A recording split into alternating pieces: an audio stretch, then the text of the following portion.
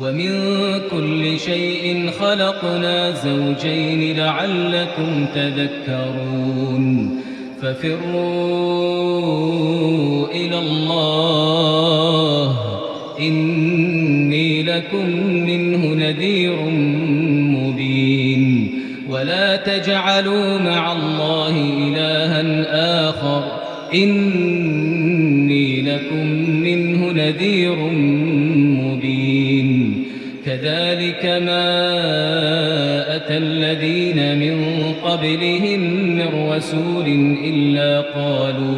إلا قالوا ساحر أو مجنون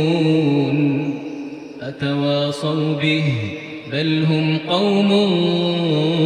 طاغون فتول عنهم فما أنت بملوم وذكر فإن الذكرى تنفع المؤمنين وما خلقت الجن والإنس إلا ليعبدون ما أريد منهم من رزق وما أريد أن يطعمون إن الله هو الرزاق ذو القوة المتين أعوذ بالله من الشيطان الرجيم بسم الله الرحمن الرحيم إن الحمد لله نحمده ونستعينه ونستغفره ونستهديه ونعوذ بالله من شرور أنفسنا ومن سيئات أعمالنا من يهده الله فلا مضل له ومن يضلل فلا هادي له وأشهد أن لا إله إلا الله وحده لا شريك له وأشهد أن نبينا محمدا عبده ورسوله أما بعد مستمعي الكرام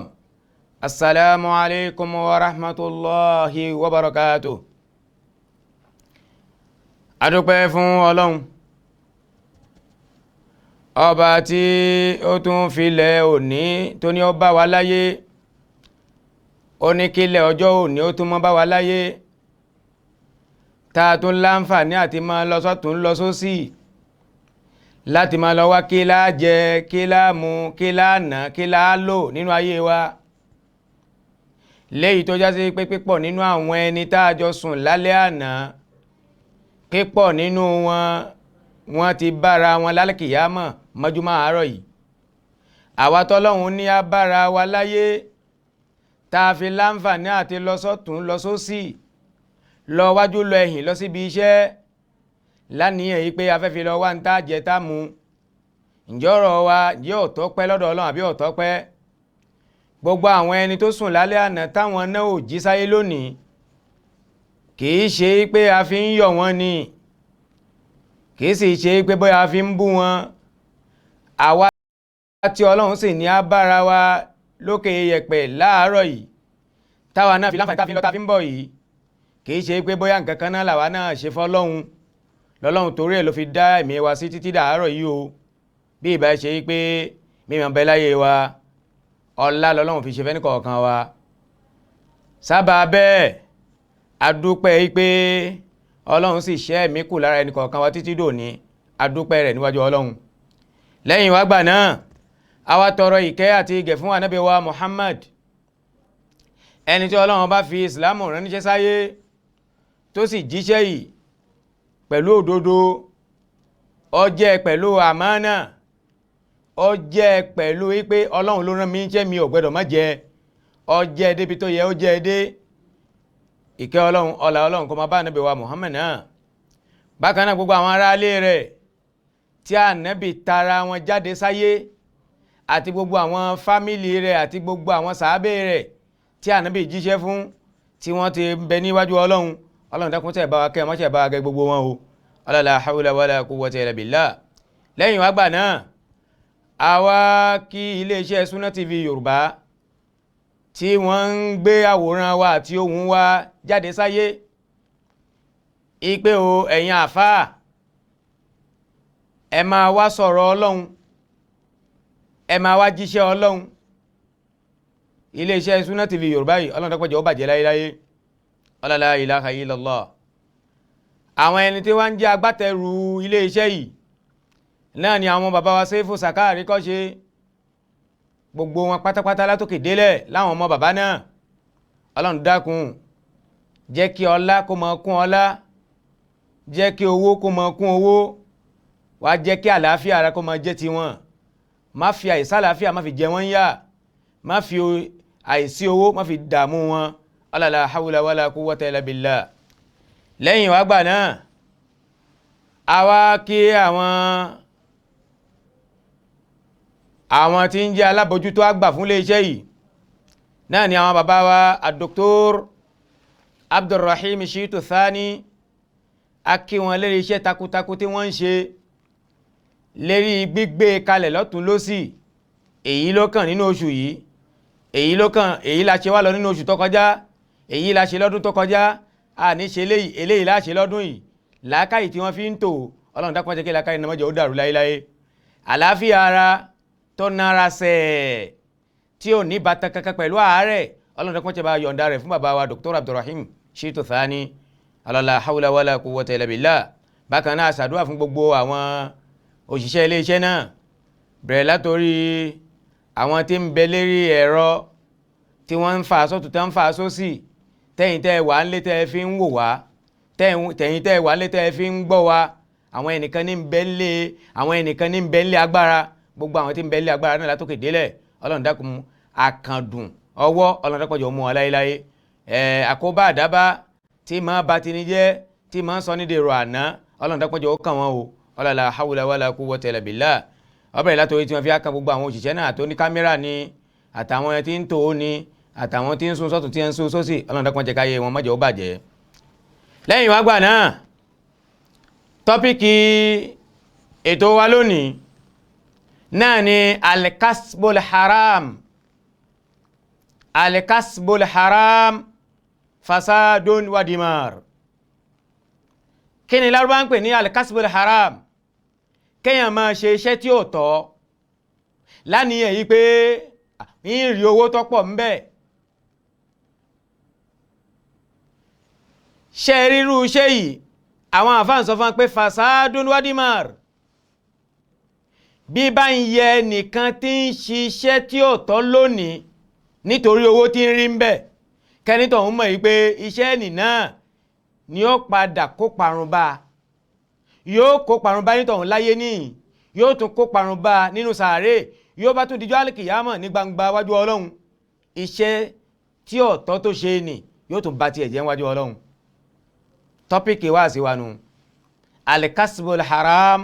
fasadun wa dimar. Tó gbogbo ẹ̀yin mùsùlùmí tí ẹ̀ ń wò wá tẹ́ ń gbọ́ wa ẹ jẹ́ kẹ́ni kọ̀ọ̀kan ká lọ mọ̀ dájú o ipe Ọlọ́run ọba tó dá wa wáyé hasana ala taharri ala al-kasbi tayyibil halal ìntọ́lọ́hun ń fẹ́ wa fẹ́ lójoojúmọ́ tí ń ṣe wá lójú kòkòrò sórí ẹ̀ òun ni pé al-kasbu tayyib iṣẹ́ tó mọ́ tó ṣeéṣe lọ́sàn tó ṣeéṣe lóru iṣẹ́ tó ṣeéṣe lọ́sàn iṣẹ́ tó ṣeéṣe lọ́sàn tó tún ṣe sọ fún yẹn pé ṣe báyìí mò ń ṣe àtọ̀sán àtòru iṣẹ́ téèyàn mọ̀ pé èèyàn lè ṣe téèyàn mọ̀ pé ayé lè bá mi ń di ẹ̀ náà ni ìsìláàmù ń ṣe wá lójú kòkòrò sórí rẹ̀ lójoojúmọ́. Al-halal iṣẹ́ tó mọ́ tí ìsìláàmù ń ṣe wá lójú kòkòrò lórí ẹ̀ yìí àtàrà aṣẹ́ náà láti máa rí owó tó mọ́. béèyàn bá ṣiṣẹ́ tí ò mọ́ téèyàn bá ṣiṣẹ́ tí ò dáa owó tí ò dáa ni ó tara abẹ̀ jáde ìsìláàmù ò sì fẹ́ wá fẹ́ iṣẹ́ tí ò dáa dépò pé ká má bàa rí owó tí ò dáa ń bẹ. Nítorí náà gbogbo àwọn tá a jẹ́ mùsùlùmí tá ń bẹ létí ìgbọ́ ọ̀dọ̀wọ́ ẹ̀mí pẹ̀lú yín láti máa ṣiṣẹ́ tó mọ́ nítorí ká lè rí owó halali ń bẹ. Wa taharril halal ṣe wá rí ká wá owó halal ká ṣiṣẹ́ halal ká wá rí owó halali látara bẹ̀ èyí tọ́lọ́run ọba ń fẹ́ lọ́dọ̀ ẹnìkọ̀ọ̀kan wa nù o tọ́lọ́run pàṣẹ rẹ̀. Ọlọ́run ní ya ayyuhal ladhina amanu kulu min tayyibati ma razaqnakum. Gbogbo ẹ̀yin tẹ́ jẹ́ olùgbàgbọ́ òdodo ẹ máa jẹ èyí tó mọ́ nínú iṣẹ́ tẹ́ bá ṣe tó bí owó fún yín, ẹ máa jẹ bẹ́ẹ̀ bá ń jẹ yóò máa lọ tìrìntìrìn lọ́nà fún yín ni kò ní kọsẹ̀. Ma razaqnakum, gbogbo ń táwọn Ọlọ́run bá pèsè fún yín látara iṣẹ́ dáadáa tẹ́ bá ṣe, ń ta bá pèsè ń bẹ fún yín lára owó tó bá tara bẹ̀ jáde, ẹ jẹ ẹ náà, ẹ ní problem pẹ̀lú rẹ̀. Washkuru, ẹ sì máa dúpẹ́ fọ́lọ́run ọba náà tó ní kí owó oore kó tara iṣẹ́ eré tẹ́ ẹ ṣe, torí ká rí owó oore látara iṣẹ́ tẹ́ ẹ ṣe, ẹ dúpẹ́ fọ́lọ́run ọba náà lórí ẹ̀. In kuntum iyyahu ta'budun, tó bá jásí pé Ọlọ́run ọba gangan lẹ̀yin ń sìn lóòótọ́, bẹ́ẹ̀ bá ti ń ṣiṣẹ́ iṣẹ́ tó tọ́ tẹ́ ń rí owó tó tọ́ látara rẹ̀, tọ́lọ́run sì pàṣẹ pé ká ẹ máa ná owó yìí, ẹ máa fọpẹ́ fọ́lọ́run ọba o, nítorí pé Ọlọ́run ọba lọ́ba tí máa fi iṣẹ́ yín ni, Ọlọ́run ọba lọ́ba tí máa ń sọ pé kó yẹ ni. Bẹ́ẹ̀ nìkan bá ti wá ń ṣiṣẹ́ tó tọ́ tó yẹ iṣẹ́ tó tọ́, tọ́lọ́run sì wá ń pé kó máa rí kó iṣẹ́ náà kó máa yẹ kó máa rí owó látara rẹ̀, kẹ́nìtọ̀hún máa ná owó náà, àmọ́ nítorí kẹ́nìtọ̀hún kó máa fẹ̀mí ìmoore hàn Ọlọ́run pé Ọlọ́run ó ṣe é o, mo dúpẹ́ pé o ní kí n ṣiṣẹ́ eré, o sì ní kí iṣẹ́ eré tí mò ń ṣe náà kí n máa rí nǹkan eré látara bẹ̀, kì í ṣe gbogbo ẹnikẹ́ni tọ́lọ́run ní kó máa ṣiṣẹ́ eré náà ní yọ fún. Ọlọ́run tó ń pàṣẹ pé fakulu mimma razaqakumullahu halalan tayyiba, ẹ̀yin mùsùlùmí a ní ẹ máa ṣiṣẹ́ tó tọ́, gbogbo iṣẹ́ tó tọ́ tẹ́ ẹ bá ti ń ṣe, àrísìkí tí bá ń tara bẹ̀ jáde tí ń jẹ́ halali fún yín, ẹ máa ná ẹ máa jẹ bó ṣe wù yín. Iṣẹ́ tí a ní kẹ́ ẹ máa ṣe yìí tí ń bí owó fún yín, tí bá ti ń jẹ́ owó tó jásí pé ọ̀nà tó dáa ni owó ní ń gbà jáde, tí kìí ṣọ̀nà haram gẹ́gẹ́ bí rìbá. Gbogbo iṣẹ́ téèyàn bá ń ṣe, lóòótọ́ Islam ní ká tajà, ọjà títà Islam fọwọ́ sí, ahallallahu al-bay'a wa harrama riba, Ọlọ́run ọba ṣe rìbá léèwọ̀, ó sì fọwọ́ sí pé kátàkárà láàrin ara wa. Àmọ́ kátàkárà yìí bó bá ti lọ ní rìbá nú, tó já sí pé ọ̀nà rìbá là ń gbé kátàkárà wa gbà, bí bá ń bí owó kan bẹ́ẹ̀, owó èèwọ̀ ni àgbẹ̀dọ̀ náà. Waligish, nínú àwọn ọ̀nà tí owó tó ń gbà tí tó fi ń wọlé sọ́dọ̀ èèyàn lára pé ká ṣiṣẹ́, èèyàn lè ṣiṣẹ́ ńgbà míì kó já sí pé iṣẹ́ ẹni a máa bí gíṣù, kó mọ bí jàmbá. Lápèjúwe, Ànábì wa Muhammad sallallahu alaihi wasallam ọdọ́jà ńjọ́ kan, Ànábì wa ń gbáwájú àwọn aláta, àwọn onítìmọ́tì, àwọn oníkàrọ́t, àwọn nǹkan tá a máa ń bù sínú agbọ̀n tí a máa ń tà. Ńgbà Ànábì débẹ̀, Ànábì wa dọ́dọ̀ bàbá onítìmọ́tì, Ànábì wa rí pé tìmọ́tì náà yáyì, Ọlọ́run wá fi sẹ́mi Ànábì pé tìmọ́tì bó ṣe yáyì lókè yìí, ìsàlẹ̀ agbọ̀n náà ọ̀dà, yẹn ni pé tòmátì tí ń bẹ ń sálẹ̀, tòmátì tí ọ̀dà ni bàbá ọlọ́jà, bàbá àgbẹ̀ ló kó sísàlẹ̀, ló wá kó èyí tó yáyì tó wà rùmúrùmú, ó wá kó iye yìí ni ó wá kó sókè ní fi ń polówó ọjà. Ànábì wá tọwọ́ bọ agbọ̀n tìmọ́tì, Ànábì wá lọ rí asọ́ba yaduhu balala, ọwọ́ Ànábì wá lọ tẹ, ọwọ́ Ànábì wá lọ kan omi àwọn tìmọ́tì tó fọ́, ọwọ́ Ànábì wá lọ kàn nísàlẹ̀. Ànábì wá ń sọ fún arákùnrin náà pé ṣe tó ṣe báyìí, ó nítorí káwọn èèyàn bá lè rà á ni. Ànábì ní láà, èyí tó ń ṣe yìí là ń pè ní jàǹbá, ó ń jàǹbá àwọn èèyàn ni, nítorí pé àwọn tó bá fẹ́ wá rajà lọ́jà, tí wọ́n bá dé tòmátì tiẹ̀ tó dáa tó ṣe é wò ní wọ́n sáré sí díẹ̀, wọ́n wá ra tagbọ̀n lọ lé, bí wọ́n bá délé, bí wọ́n bá lọ dà á ipá àwọn fẹ́ lọ tòmátì náà wà lọ rí wípé èyí tó tò sókè nìkan ṣo ló dáa, gbogbo èyí tó wà láti èyí tó wà ń sálẹ̀ látòkè délẹ̀ kò sí kan tó gbádùn ń bẹ̀. lànàbì ṣe ń sọ ọjọ́ náà pé hazagish jàǹbá àwọn èèyàn lèyí tó ṣe yìí faman gashana falaysa minna ẹni tí bá ń jàǹbá ìjọ àwa ànábì ẹni tó ń kò sínú ìjọ wa ẹni tí bá ń jàǹbá Islam tí ń jàǹbá àwọn èèyàn lọ́jà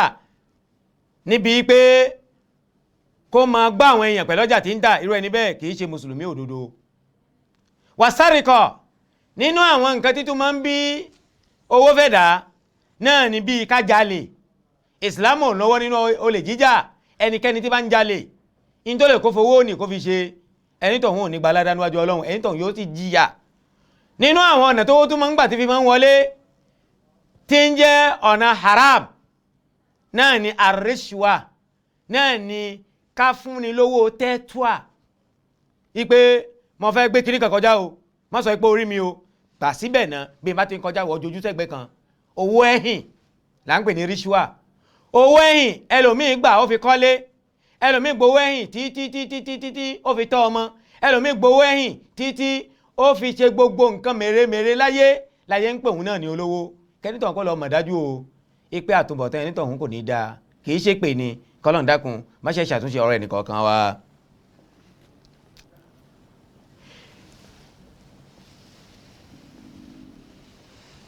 ọlọ́run ọba tí ó dá wa wáyé amara bil kasbil halal alambiya wal mursalin àwa tá a jẹ́ mùsùlùmí nìkan kọ́ àwa mùsùlùmí tòní nìkan kọ́ lọ́lọ́run pa láṣẹ ipe ká máa ṣiṣẹ́ tó tọ́ ká bá lè máa rí owó tó tọ́ látara rẹ̀ àwa nìkan kọ́ lọ́lọ́run pa láṣẹ rẹ̀. kódà ànábì wa Muhammad sallallahu alayhi wa sallam kódà kì í ṣòun nìkan ṣo nínú àwọn ànábì lọ́lọ́run pa láṣẹ yìí pé kó máa ṣe iṣẹ́ tó tọ́ kó bá lè máa rí owó tó tọ́ ń bẹ̀ kó bá lè máa ná kì í ṣòun nìkan lọ́lọ́run pa láṣẹ bẹ́ẹ̀ gbogbo àwọn àjíṣẹ́ ọlọ́run pátá tó ṣíwájú ànábì ọlọ́run pa wọn láṣẹ bẹ́ẹ̀ gbogbo àwọn ànábì tó ṣíwájú ànábì wa Muhammad sallallahu alayhi wa sallam gbogbo wọn pátápátá lọ́lọ́run pa láṣẹ pé gbogbo ẹ̀yin tẹ́ ẹ jẹ́ ànábì mi gbogbo ẹ̀yin tẹ́ ẹ jẹ́ òjíṣẹ́ mi iṣẹ́ tó tọ́ ni ẹ máa ṣe o ẹ má ṣe iṣẹ́ tí ò dáa iṣẹ́ tí ò tọ́ iṣẹ́ tí ó jẹ́ iṣẹ́ haram èmi ọlọ́run bá mi ò lọ́wọ́ ń bẹ̀ fẹ́yìn tẹ́ ẹ jẹ́ òjíṣẹ́ mi ọlọ́run. ọlọ́run wá sọ pé yá ayyuhar rusul gbogbo ẹ̀yin òjíṣẹ́ mi pátápátá tí mo rán níṣẹ́ kulu mina tayyibat iṣẹ́ tó dáa iṣẹ́ tó tọ́ ni ẹ máa ṣe kẹ́ ẹ bá lè máa jẹ ń tó tọ́ látara iṣẹ́ yín wa'malu saliha bákan náà bẹ́ẹ̀ bá ti ń ṣiṣẹ́ tó tọ́ ẹ̀yin náà máa wá ṣe dáadáa fáwọn ará ayé látara iṣẹ́ tẹ́ ẹ bá ti ń ṣe tó jẹ́ iṣẹ́ tó tọ́ ni ẹ máa múnú ẹ máa fi ṣe dáadáa fáwọn èèyàn inni bima ta'maluna alim gbogbo iṣẹ́ tẹ́ni kọ̀ọ̀kan yín bá ṣe pátápátá èmi ọlọ́run ọba mo mọ̀ ọ́ lọ́kọ̀ọ̀kan ẹni tó ṣiṣẹ́ tó dáa mo mọ̀ ọ́ ẹni tí ń ṣiṣẹ́ tí ò dáa mo mọ̀ ọ́ ẹni tí ń ṣiṣẹ́ tí ò dáa níkọ̀rọ̀ tí wọ́n ń fi èyí tó dáa fi hàn ní gbangba èmi ọlọ́run mo mọ̀ kọ̀rọ̀ mo mọ̀ gbangba rẹ̀. ṣé wá rí alikasibul halal tàwí tá a pè é ní iṣẹ́ tó tọ́ tí kì í ṣe iṣẹ́ tí ò tọ́ mímọ̀ hábi bí sátì nàbí sallallahu alaihi wasallam in bẹ nínú gbòógì in tọ́lọ́n torí ẹ̀ tọ́lọ́n fi gbé ànábì wa Muhammad ìkáàtọ̀lá kó máa lọ́ba tó fi gbé ìdìde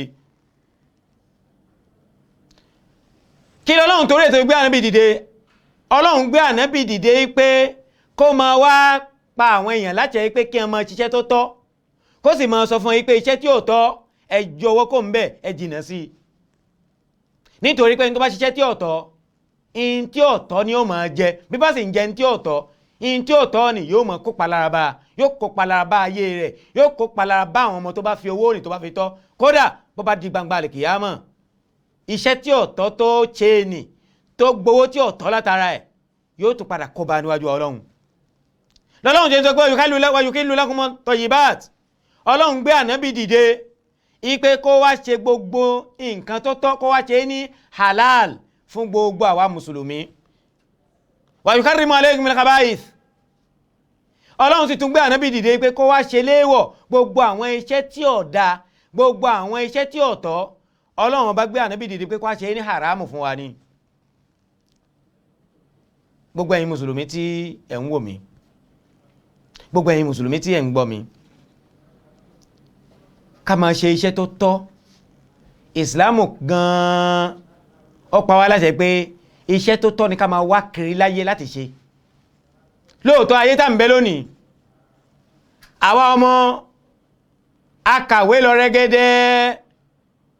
kò fẹ́ síṣẹ́, ẹlòmíì náà kọ́ṣẹ́ ọwọ́ ó fi rì, ó wá kọ̀nà àti jẹ́ kẹ́nìkan gbà síbi iṣẹ́ kó mọ ṣiṣẹ́ kò síṣẹ́. A gbọ́dọ̀ torí pé kèétí ìsíṣẹ́ ká sọ pé gbogbo iṣẹ́ kíṣẹ́ tí wọ́n bá ti fi lọ̀ mí nísìn ó tọ́ o kò tọ́ o màá gbà máa máa ṣe ni rárá mọ̀ ṣe bẹ́ẹ̀ ọmọ ìyá wa. rántí pé ó lọ sunú sàárè níwọ̀ nìkan ṣoúnjọ́ kan tó ní rẹbi tó ní rárá. àwọn iṣẹ́ tí ò tọ́ tó ṣe láyé tó gbowó tí ò tọ́ látara ẹ̀ ọlọ́run ó ṣírò ẹ̀ fún ẹnu sàárè ó sì jìyà rẹ̀ nínú sàárè bó bá di gbangba lè kíyàmọ̀ ó tún jìyà rẹ̀. má torí para ní ẹ lẹ́nì má torí pé ò ríṣẹ́ kọ́ wá sọ pé ẹ̀yàn tí bí wọ́n ti gbé kan wá àti haram àti halal iṣẹ́ kò sí kan tí ó bá wájú mi nísìnyí tí mi ò ní gbà. má ṣe bẹ́ẹ̀ o, iṣẹ́ tó bá jẹ́ halal ni kó o máa ṣe báfù kó o máa ṣe rìṣẹ́ṣì nípa rẹ̀. bí wọ́n bá gbé iṣẹ́ tí ò dá wájú rẹ̀ níṣẹ́ tí wọn náà mọ̀ pé Islam ò lọ́wọ́ ń bẹ̀, ọmọ ìyá mi má gbà má ṣe. Islam ń pa aláṣẹ gbé al-bahth an rizqil halal tayyib. Islam ń fẹ́ wa fẹ́ pé ká máa ṣèwádìí lójoojúmọ́ iṣẹ́ ò lè ṣe iṣẹ́ halal téèyàn lè ṣe téèyàn lè máa rí owó halal ń bẹ̀, téèyàn lè máa rí owó halal látara rẹ̀. Islam ń pa wá láṣẹ pé ká máa ṣe ìwádìí kiri lójoojúmọ́ bẹ́ẹ̀.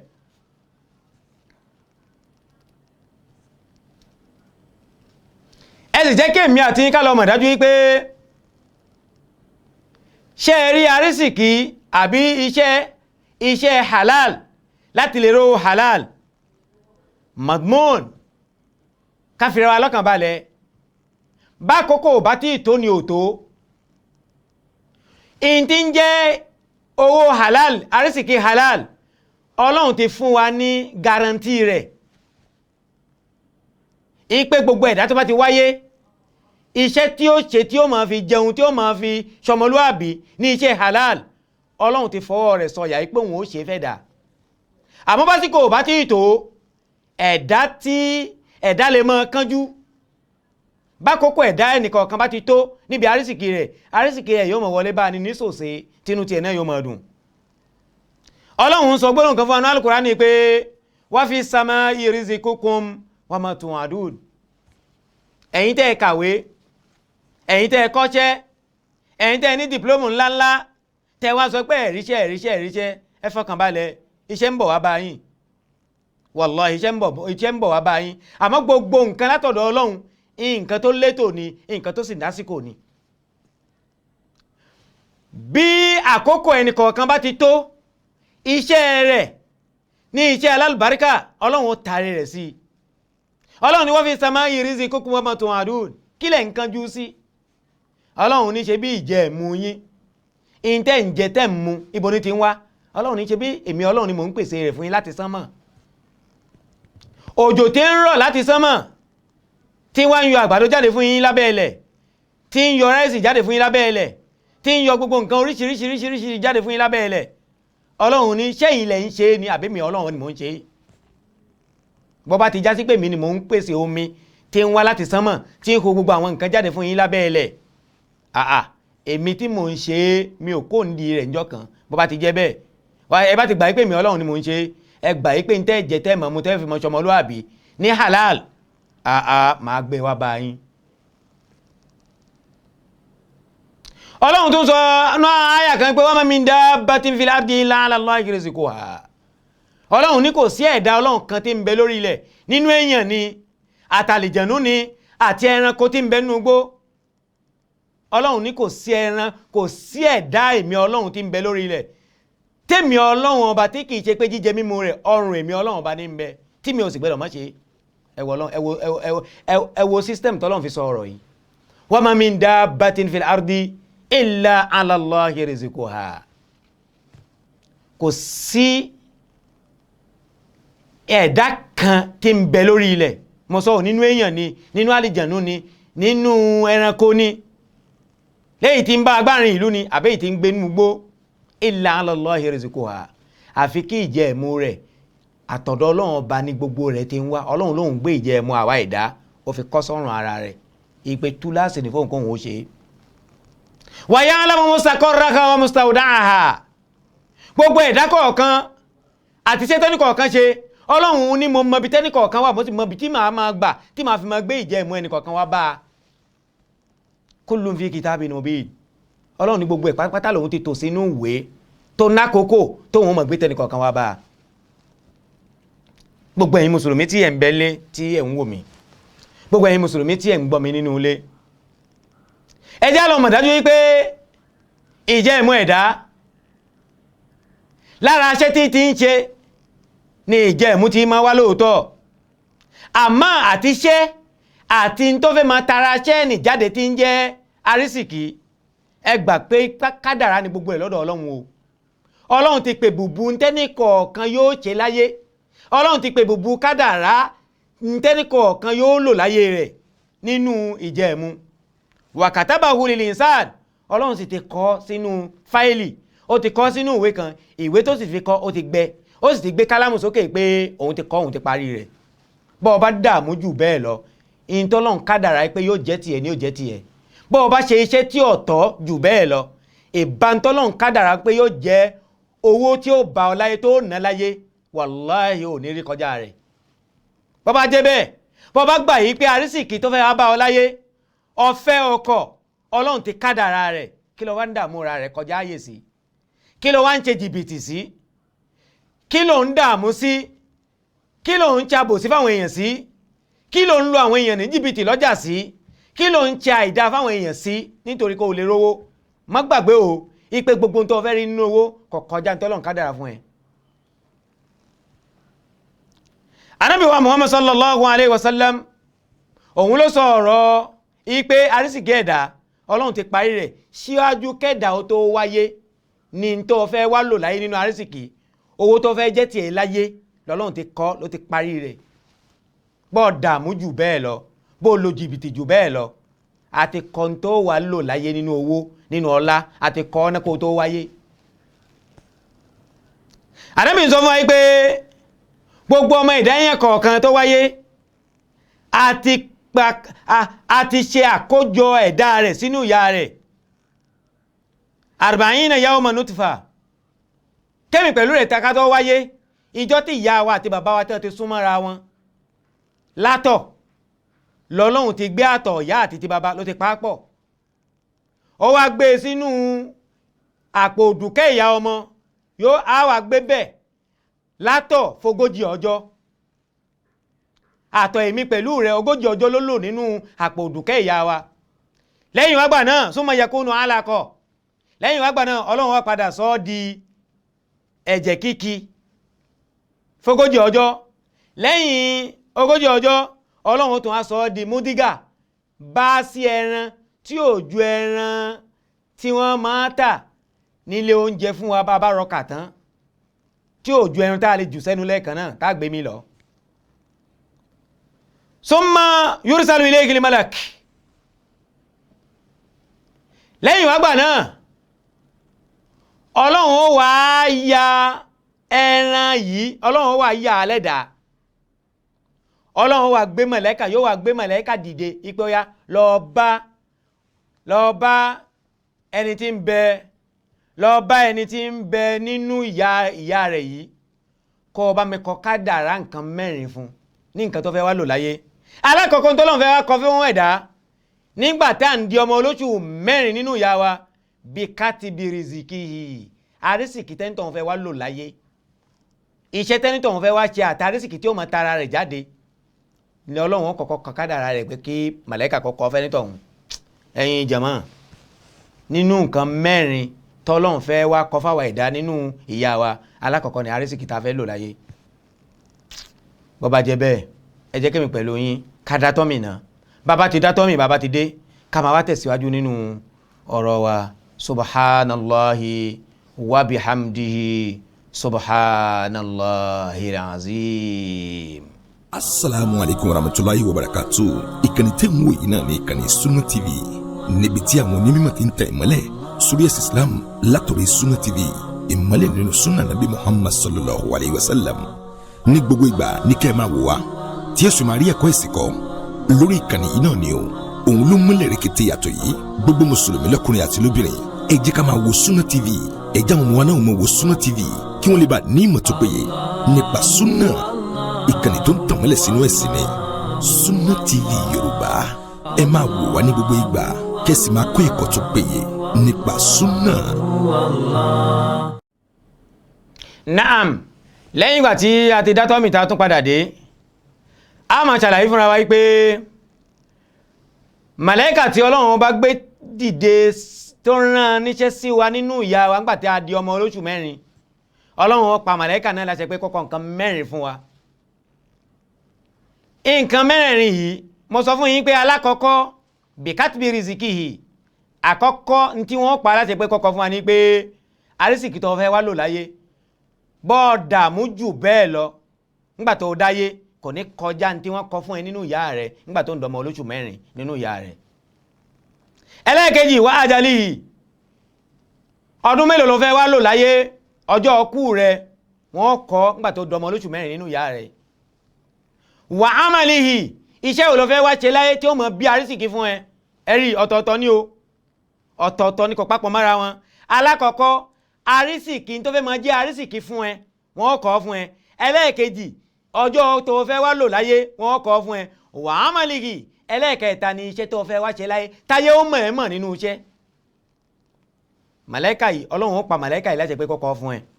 wá ṣe kí yóò náà Sa'id olórí ire ló fẹ́ jẹ́ ni àbó lórí ibú. Ọlọ́run dákun má ṣe sùúrù pẹ̀lú ọ̀rọ̀ wa o wọ́n kọ kádàrá bẹ́ẹ̀ ìjọ náà. Àmọ́ tòun ti bẹ́ẹ̀ náà bá ti gbọ́ nísìn pípọ̀ nínú àwa èèyàn láyé lónìí àkíyà láti wá owó gba ọ̀nà kọ́nà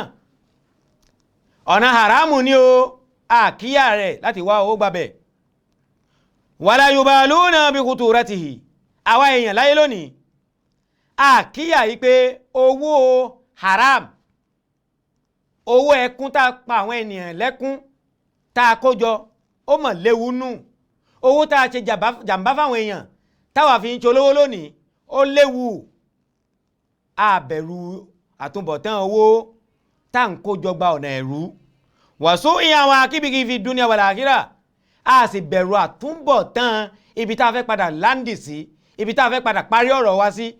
lérí owó tá a kójọ gba ọ̀nà tí ọ̀tọ̀ tá à ń lò lọ́wọ́lọ́wọ́ yìí wàláhì kò ní parí síbi ire kì í ṣe pé ní fi dunya wal akhirah ẹni bá lè pọmọ ọlọ́mọ lẹ́kún tóun fi ṣe ọrọ̀ tóun fi ń jayé àtúbọ̀tán tiẹ̀ náà ò ní dáa láyé ní fi dunya àtúbọ̀tán tiẹ̀ náà kò ní parí ẹ̀ síbi tó dáa wal akhirah bọ́bá tó di gbangba al-kiyama kò tún ní sọ̀ọ́ kalẹ̀ síbi ire. Ànábì wa Muhammad sallallahu alaihi wasallam ó ti sọ ọ̀rọ̀ yìí fún alátijọ́ tó ti pẹ́ pé la ya'tiyanna ala nasi zamanun àkókò táwa ń bẹ lọ́wọ́lọ́wọ́ yìí Ànábì ti ròyìn àkókò náà fún alátijọ́ tó ti pẹ́ láti ẹgbẹ̀rún ọdún ó lé l'Ànábì tó ròyìn àkókò tá ń bẹ nínú rẹ̀ yìí. Ànábì nẹ́yìn mùsùlùmí ẹ kíyèsí o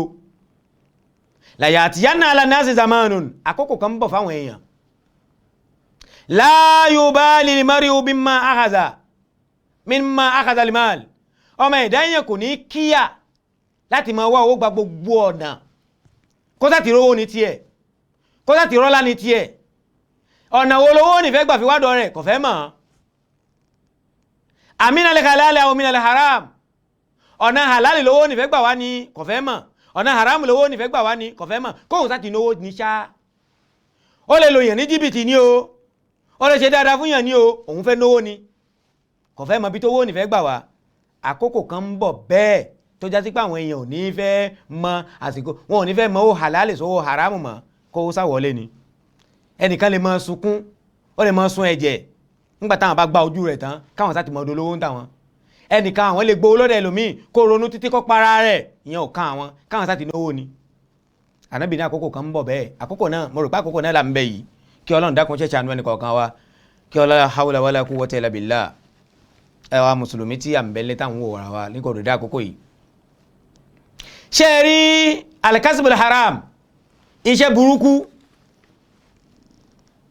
àbíṣẹ́ tí ọ̀tọ̀ tá ń ṣe tá ń tara rẹ̀ tá fi ń rí owó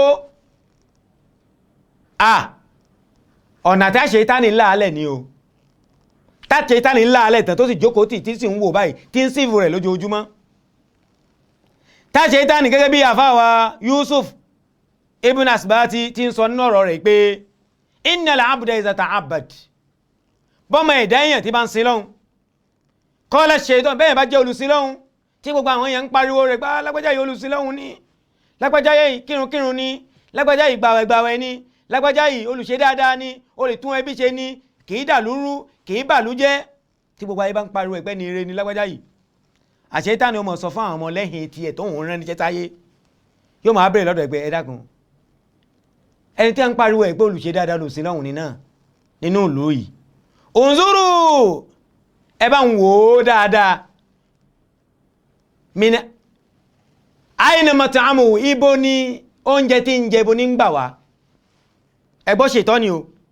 ó ti rí wípé wọ́n ti ń yin lágbájá ọmọ lágbájá wípé olùsìn lọ́hun ni àṣetánì ọmọ sọ fún àwọn ọmọ lẹ́yìn tiẹ̀ àwọn ọmọọṣẹ́ rẹ̀ ti ń rán níṣẹ́ wípé ẹ bá mi lọ bìyẹ̀ wò oúnjẹ tí ń jẹ ibo ni oúnjẹ náà ń gbà wá fàyínkáná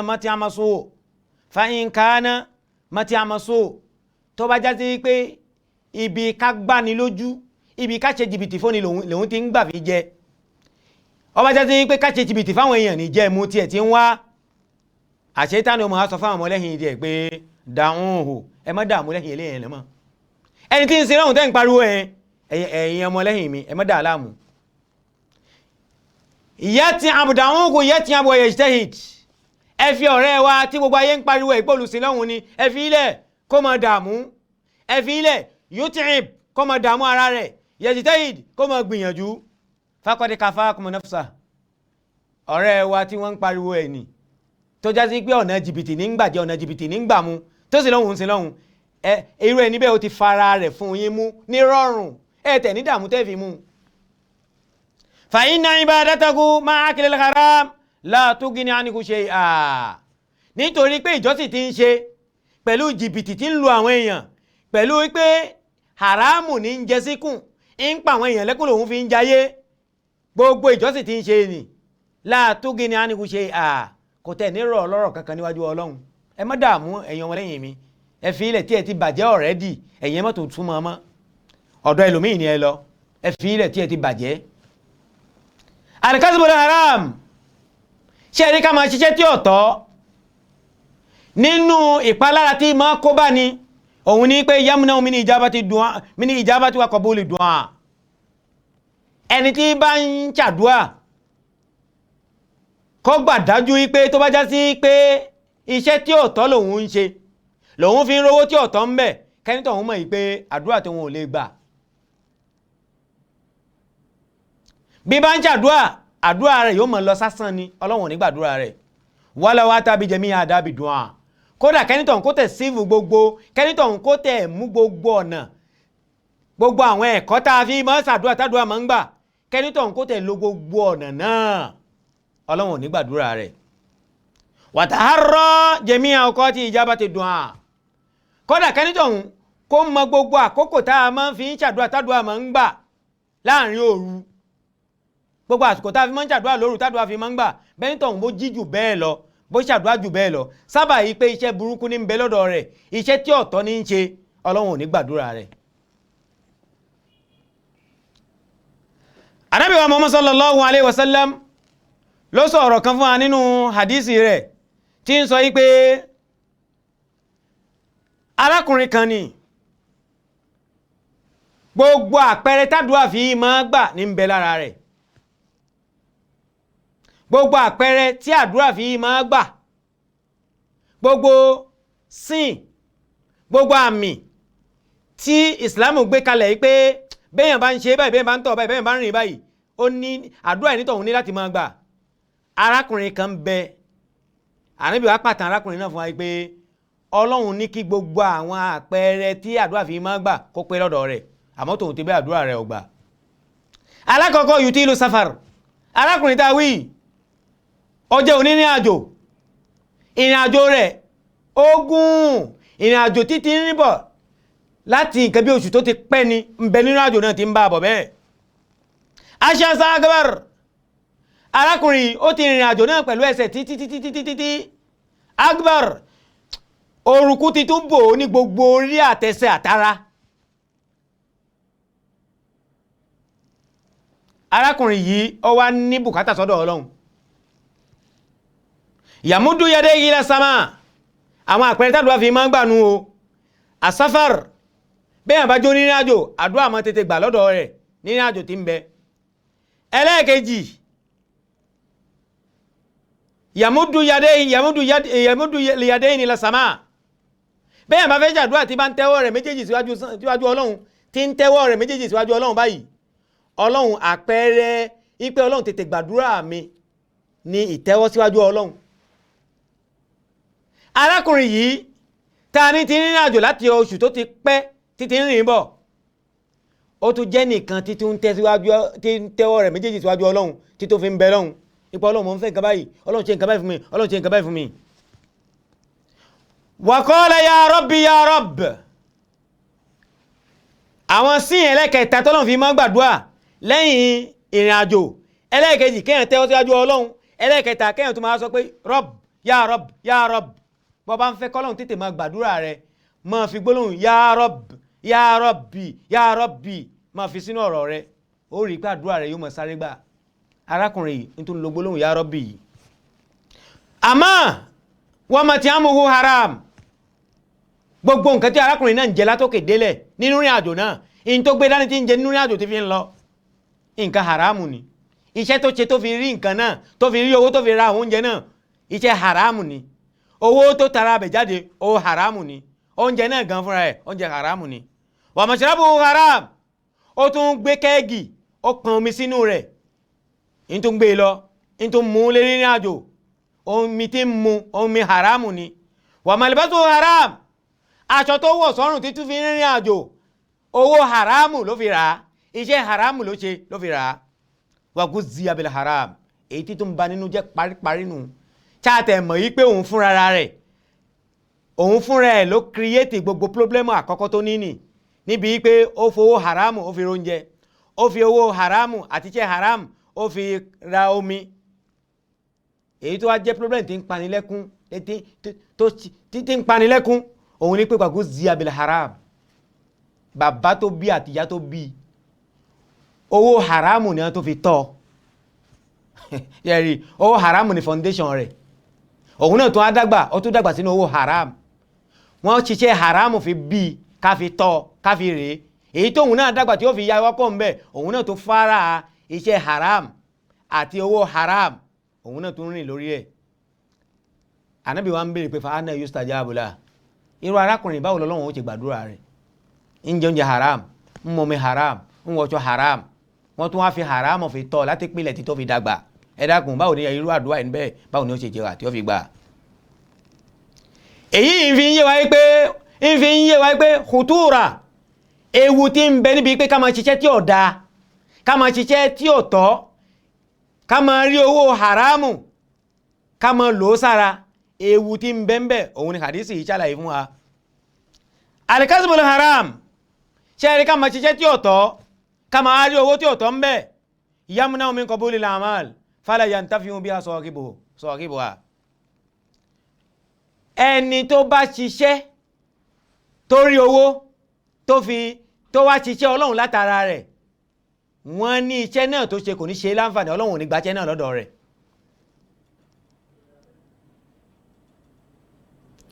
bàbá wa Imam Ghazali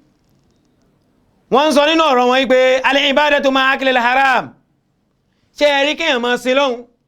kéèyàn ṣiṣẹ́ kó rówó kó wá máa wá fi owó tó ní kó máa fi sin lọ́hun kó máa fi ṣiṣẹ́ ìsin lọ́hun àmọ́ ká wá rí i pé haramu lẹ́nítọ̀ ń jẹ kalibina ya ala muwadil bihar irú ẹni bẹ́ẹ̀ ìjọsìn rẹ̀ àti haramu tí ń jẹ ó dà gẹ́gẹ́ bí ẹni tí ń lọ kọ́ ìtajì sérí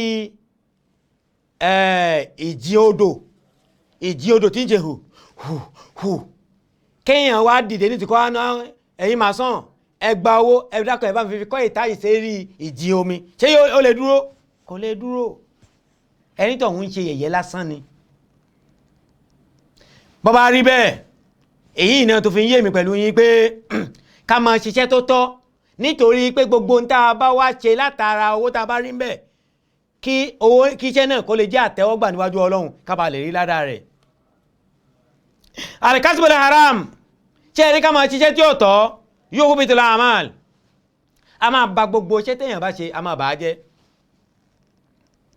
iṣẹ́ tí ó tọ́ tó o bá ti ń ṣe owó tí ó tọ́ tó o bá mú un bẹ̀ tó wá fi ń ṣiṣẹ́ eré Ọlọ́run ò ní gbaṣẹ́ náà lọ́dọ̀ rẹ̀ Ọlọ́run ó ba gbogbo iṣẹ́ náà jẹ́. gẹ́gẹ́ bí Ànábì wa Muhammad sallallahu alayhi wa sallam gẹ́gẹ́ bó ṣe sọ fún wa nínú hadisi rẹ̀ pé alhaj alálàájì tó kówó lẹ̀ tó fi lọ Mákà ó kówó fún agbèrò ipé mo fẹ́ lọ hajj ọdún yìí ó wá kó 3,600,000 francs ó kó fún agbèrò ipé ẹkọ orúkọ tèmi náà sínú ẹni tó fẹ́ lọ Mákà lọ́dún yìí. àmọ́ alálàájì yìí owó tó ṣiṣẹ́ rẹ̀ iṣẹ́ tó ṣe tó fi rówó tó kó fún àwọn agbèrò àkọ́kọ́ náà iṣẹ́ náà al-kasbul haram ni iṣẹ́ tí ọ̀tọ̀ ló ṣe. ó wá rí owó tí ọ̀tọ̀ látara iṣẹ́ tí ọ̀tọ̀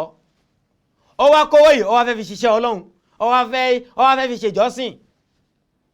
Ànábì wa ń sọ fún wa pé irú alálàájì bẹ́ẹ̀ iza haraja ar-rajulu hajjan bi nafaqatin tayyiba wa wada'a rijlahu fil garaz tí irú alálàájì bẹ́ẹ̀ tó bá jáde ńlé tó já sí pé owó tó kó fún àwọn agbèrò a sọ fúnra pé owó tí ò dáa ni.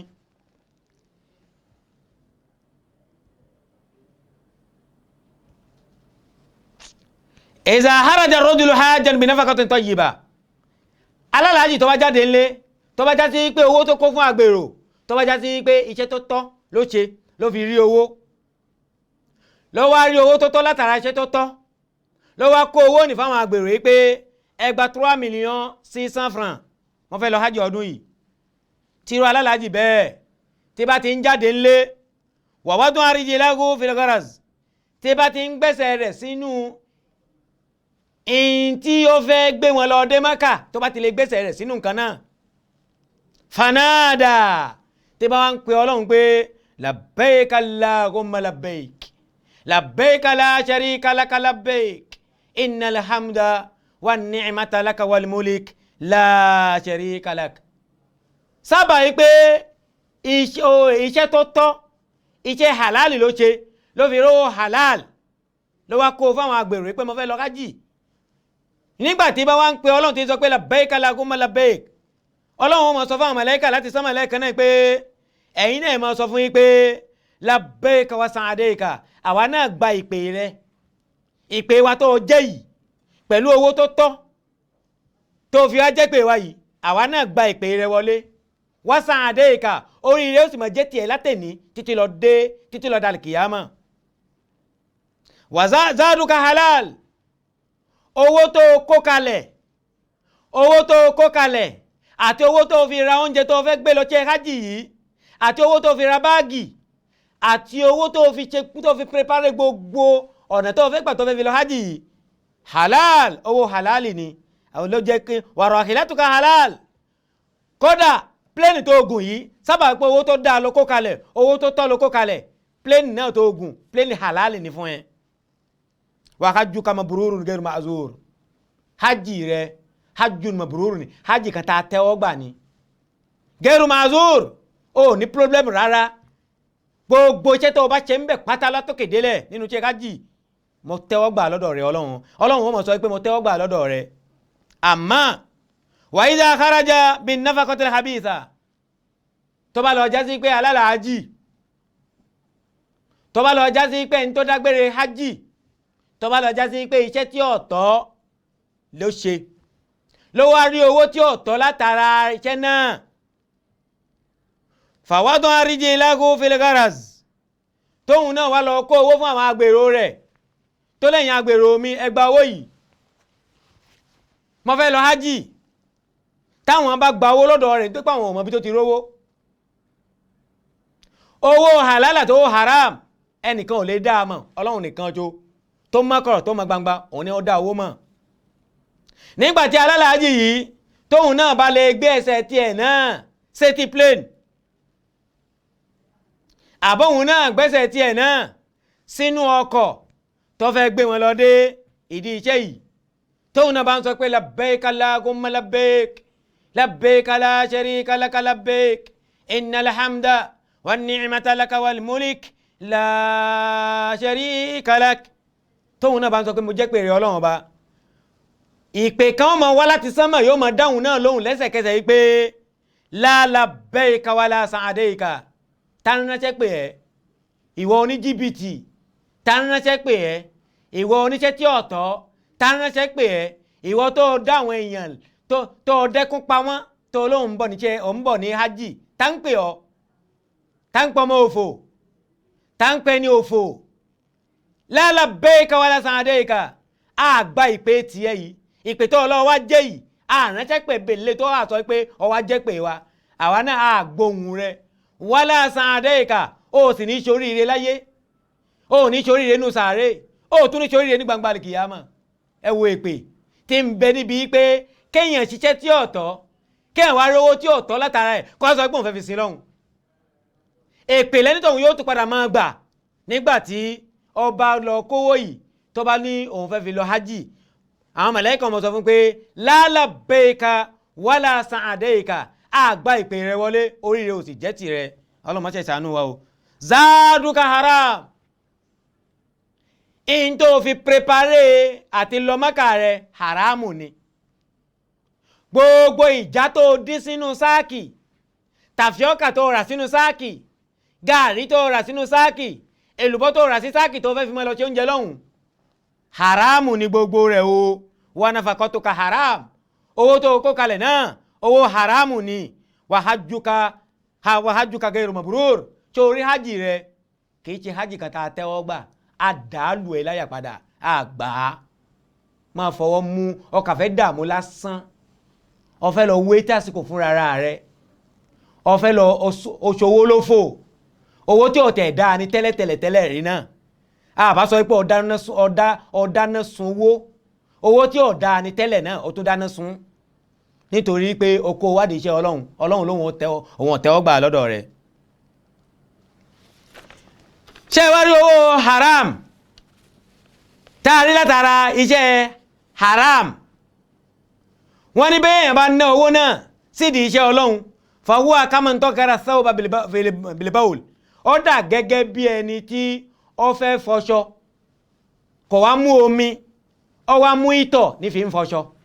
ẹ dákun ẹ̀yin tẹ́ ìwà létẹ̀ ń gbọ́ mi ẹni tó fẹ́ fọṣọ èmi rò pé aṣọ dọ̀tí lèèyàn fẹ́ fọ̀ ọmọ bí àwọn fẹ́ fọṣọ aṣọ tó dọ̀tí kẹ́lẹ̀ wọ́n fi fọ̀ ṣé bómi là á fi fọṣọ àtọṣẹ àmọ́ ẹni tó ṣiṣẹ́ tí ọ̀tọ̀ tó wá lóun fẹ́ fi ṣèjọ́sìn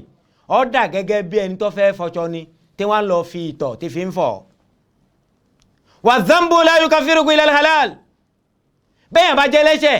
kò sí nǹkan kan téèyàn lè fi tán ẹ̀ṣẹ̀ níwájú ọlọ́run ju wípé kéèyàn wá nǹkan tó jẹ́ nǹkan ẹ̀tọ́ nǹkan tó owó halal lèyàn fi lè tọrọ ìdáríjì lọ́dọ̀ ọlọ́run kì í ṣe pé kéèyàn tó mú haram kéèyàn tó sọ pé òun fẹ́ máa lò ó sì di haram fi tọrọ àforíjì lọ́dọ̀ ọlọ́run. al-kasbul haram ṣe ẹni kéèyàn máa ṣiṣẹ́ tí ọ̀tọ̀ a máa jẹ́ kéèyàn máa bá ìbínú pàdé a máa jẹ́ kéèyàn bá lan èpè kéèyàn bá pàdé lọ́dọ̀ ọlọ́run àtọ̀dọ̀ ànábì wa Muhammad sallallahu alaihi wasallam gẹ́gẹ́ bí ànábì ṣe sọ fún wa pé la'ana Allahu akila riba la'ana Rasulullah sallallahu alaihi wasallam akila riba ọlọ́run ṣẹ́bi ilé ẹni tí ń gba rìbá owó rìbá ẹni tí ń gbà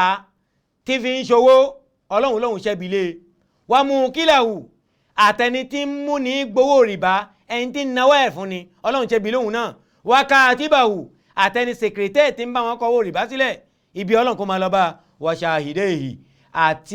àwọn tèmú ẹ̀ méjèèjì àwọn olùjẹ́rìí rìbá méjèèjì tí a máa wá sáyìn ní ọlọ́run ní ibi ọlọ́run ànábì ní kí ibi ọlọ́run kó tó máa bá wọn. bákan náà nínú ọ̀nà tá a tún máa ń gbà tí a tún fi máa ń rí ìbínú ọlọ́run tá a tún fi máa ń gbé pè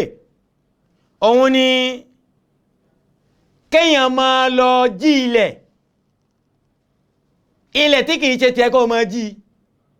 àbí bẹ́ẹ̀ kọ́ ìwọ pẹ̀lú èèyàn ẹjọ́ pa ààlà ilẹ̀ tiẹ̀ ń bẹ lọ́tún ilẹ̀ ẹnìkejì rẹ̀ ń bẹ lọ́sì ẹ̀wọ̀ ilẹ̀ náà wá fẹ̀gbẹ́kẹ̀gbẹ́ wọ́n wá rí bọ́ọ̀nù sínú ẹ̀ ní ààlà ẹnìkọ̀ọ̀kan yín bí ilẹ̀ bá mọ́ ọ̀rẹ́ wa yóò sì jí lọ ìdí bọ́ọ̀nù yóò lọ sùn yóò jí ilẹ̀ onílẹ̀ sínú ilẹ̀ tiẹ̀ ànábì ní la'anallahu man gayyara manara al-ard bàbá jílẹ̀ bàbá tí ń yọ bọ́ọ̀nù ilẹ̀ ibi tí wọ́n rí bọ́ọ̀nù sí tí ń fi ń jílẹ̀ sínú kọ́ńtì tiẹ̀ láníyàn yìí pé kó fi ilẹ̀ ẹnì kó fi ṣe owó níjọ́ iwájú kó tà kó fi dédé lówó ìbínú ọlọ́run yóò máa bá ọlọ́run dákun má ṣe ṣàánú ẹnì kọ̀ọ̀kan wa èyí tá a gbọ́ nínú ọ̀rọ̀ ọlọ́run yìí ọlọ́run dákun má ṣe ní àgbọmọ fẹ́ ní kọ̀ọ̀kan wa gbogbo àwa tá à ń bẹ́ ń lé tá a gbọ́ ọlọ́run má ṣe ní àgbọmọ fún wa àwa náà tá à ń sọ ọlọ́run dákun má ṣe lásọmọ fáwa náà ìkànnì èèyàn ó sọ ní òní sọ mí mọ́ láyé má ṣe lè lásọmọ fún wa ìkànnì èèyàn máa ń gbọ́ nínú ọ̀rọ̀ nínú wáàsí ní òní gbọ́ mí mọ́ láyé rẹ̀ ọlọ́run o abẹ́lọ́hun ni ọlọ́run o má ṣe ní àwé mọ́ fáwa má ṣe lágbọmọ fẹ́yìn náà ọlọ́la hawla wala quwwata illa billahi al-aliyyil azim iléeṣẹ́ Sunna TV Yorùbá yìí má jẹ́ ó bàjẹ́ má jẹ́ kí wàhálà ó bá má jẹ́ kí dààmú ó bá àkóbá àdábá tí máa bá lè jẹ́ tí wọ́n fi kọ̀ndẹ́mù iléeṣẹ́ pé iléeṣẹ́ náà kò ní ṣiṣẹ́ má láyé rẹ̀ ọlọ́run o má jẹ́ ó ṣẹlẹ̀ sí iléeṣẹ́ yìí láéláé ọlá iṣẹ́ ọlọ́run ti ń tara bí ìjáde sáyé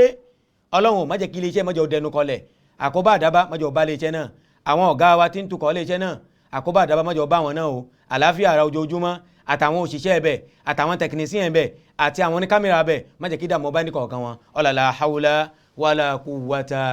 illa billahi al-aliyyil azim subhanaka allahumma wa bihamdik nashhadu an la ilaha illa anta nastaghfiruka wa natubu ilayka subhana rabbika rabbil izzati amma yasifun wa salamun ala al-mursalin walhamdulillahi rabbil alamin. Allahu akbar.